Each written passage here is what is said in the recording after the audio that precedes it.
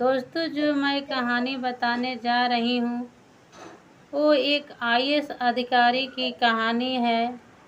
तलाकशुदा पत्नी होते हुए एक आईएएस अधिकारी का पद कैसे हासिल करती है और गरीबों को दुख से छुटकारा दिलाती है। तो ये कहानी सुनने से पहले आपसे एक रिक्वेस्ट है कि ज़्यादा से ज़्यादा लाइक करें और चैनल पर नए हैं तो चैनल को सब्सक्राइब करें ताकि एक हाउसवाइफ की हौसला और बढ़ता रहे।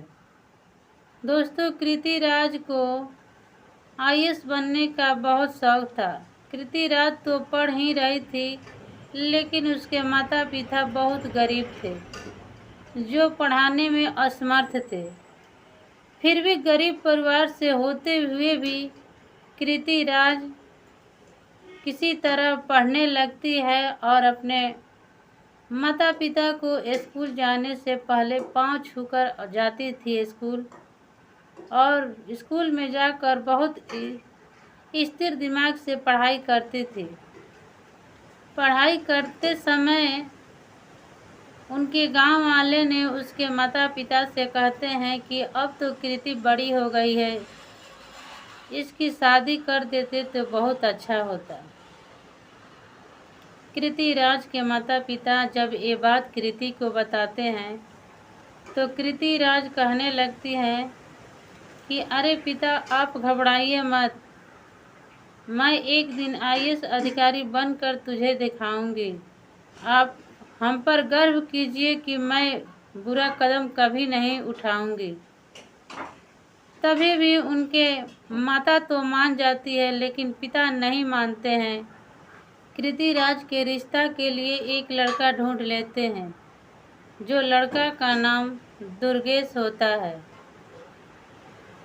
लड़का के घर वालों जब कृति राज को देखने आते हैं और कृति राज से कुछ सवालें करते हैं तो बहुत खुश हो जाते हैं कि अरे भाई, लड़की तो बहुत पढ़ने में तेज है। लेकिन उसे ये मालूम नहीं था कि कृति राज और आगे पढ़ने के लिए शौकीन है। दोस्तों, जब कृति राज की शादी हो जाती है, कृति राज जब ससुराल जाती है तो अपने पति से कहती है कि हमें और पढ़ना है और आईएएस अधिकारी बनना है। जब इतना बात उनके पति सुनते हैं तो कहने लगते हैं कि आपको तो मालूम है ही है कि एक हाउसवाइफ का काम क्या होता है। घर के झाड़ू पोछा लगाना और खाना पीना बनाकर अपने माता पिता को सेवा करना। इतना बात सुनते हुए भी कृति राज स्वीकार कर लेती है कि सब कुछ करके भी मैं आईएएस अधिकारी बनना चाहती हूँ। फिर भी जब ये बात कृति राज दोहराती है तो उनके पति ये बात को गौर से न सुनते हुए अपने माता पिता को ये बताने के लिए तैयार हो जाते हैं। दोस्तों, जब वो अपने माता पिता से कहने जाते हैं तो उनके माता कहती है कि हमारे घर ये सब नहीं चलेगा, अब हम नहीं पढ़ा सकते हैं अपने घर में। जब कृति राज को ये बात पता चलती है तो कृति राज अपने मायके जाने के लिए तैयार हो जाती है और अपने मायके चली जाती है। मायके आने के बाद दुर्गेश राज कुछ दिन बाद आता है और कहने लगता है कि चलो। कृति राज कहने लगती है कि जाऊंगी मैं उसी शर्त पर कि मुझे पढ़ाओगे तब। पढ़ाने से उसके ससुराल वाले इनकार कर देते हैं। दुर्गेश राज के पिता आते हैं और कहने लगते हैं कि आपकी बेटी को मैं नहीं रखूंगी, आपकी बेटी घूमने वाली है, घूंघट में रहने वाली नहीं है। जब कृति राज के पिता ये बात सुनते हैं तो कृति राज के पिता कहते हैं कि आपकी जैसी मर्जी। ये बात कहकर कृतिराज के ससुर अपने घर चले जाते हैं। उसके बाद जो दुर्गेश राज होते हैं वो कोर्ट में तलाक के पेपर लगा देते हैं और तलाक लेने के लिए कृतिराज के पास साइन कराने के लिए पेपर लाते हैं। पेपर लाने के बाद कृतिराज न सोचती है न समझती है, क्योंकि उसे आईएएस अधिकारी बनने का मन था, जिसे वो गरीबों को भला कर सके। अपने तलाक पेपर पर तलाक दे देती है और दिन रात पढ़ने में अपना जिंदगी को झोंक देती हैं। जिंदगी को झोंक देती हैं। जिंदगी को झोंकने के बाद जब आईएएस अधिकारी का वैकेंसी आता है तो अपने पिता से और माता से पैसे मांगती है और फॉर्म अप्लाई कर देती है।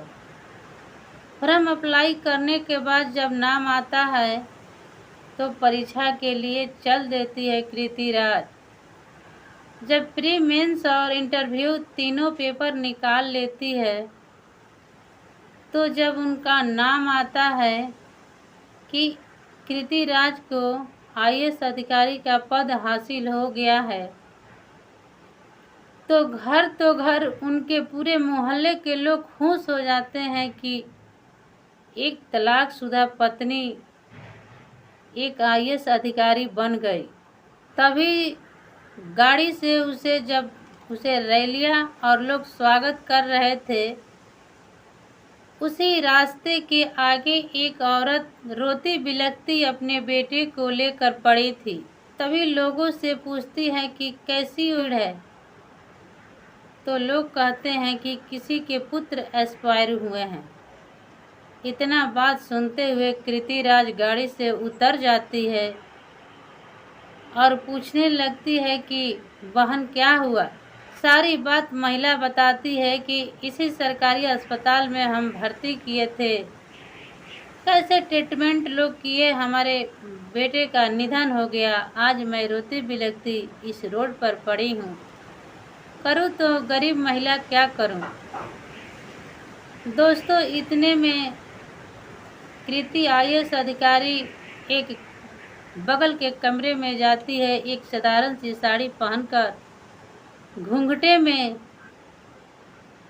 सरकारी अस्पताल में घुसने के लिए तैयार हो जाती है और उसी वक्त गेट पर गार्ड रोक लेता है और कहने लगता है कि क्या करने जा रही हो।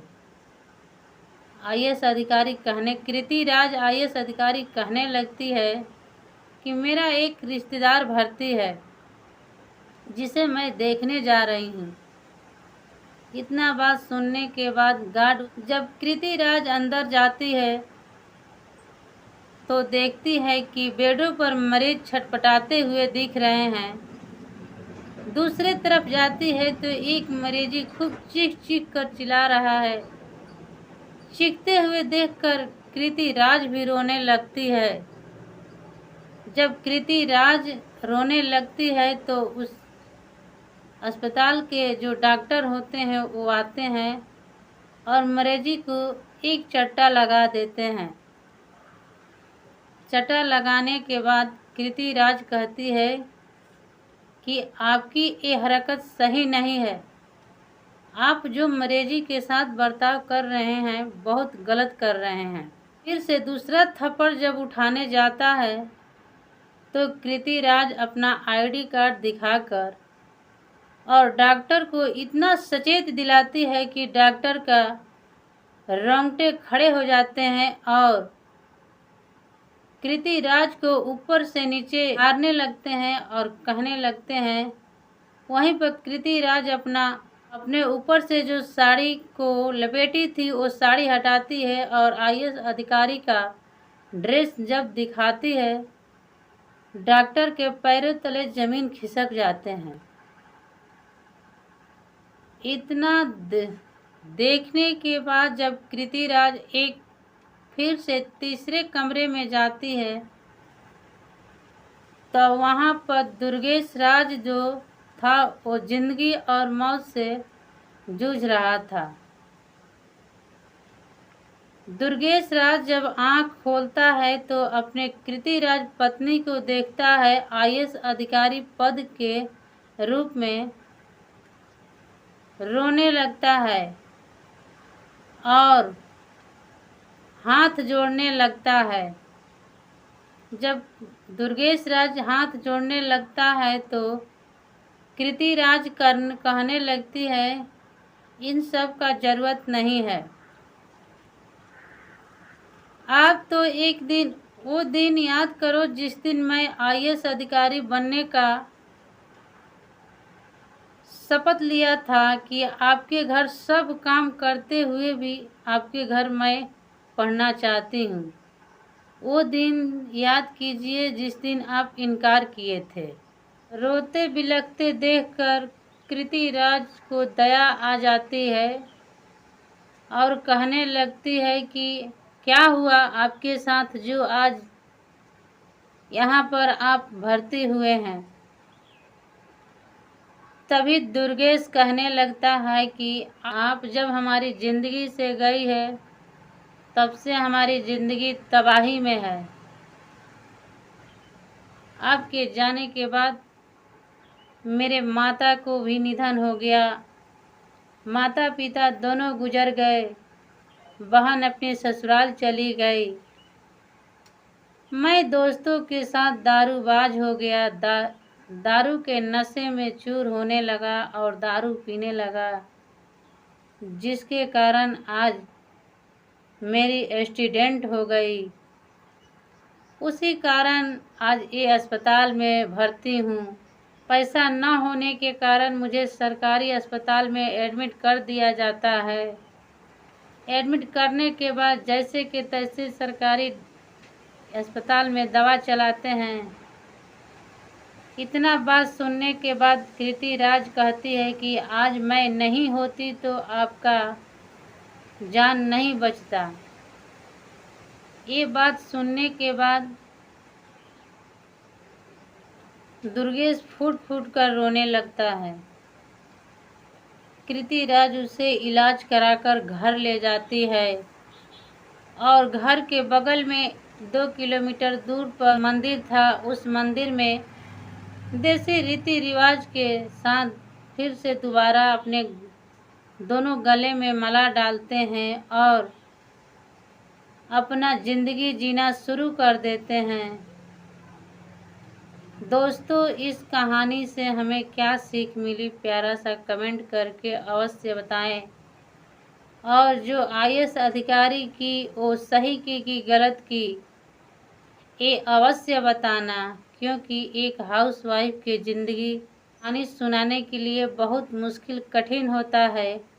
घर परिवार को चलाते हुए भी आपके पास एक पारिवारिक कहानी मैं सुनाना इसलिए चाहती हूँ कि लोगों को जागरूकता करें और लोगों में वो हौसला लाए कि जिसे परिवार में सुख शांति और प्यार मिले।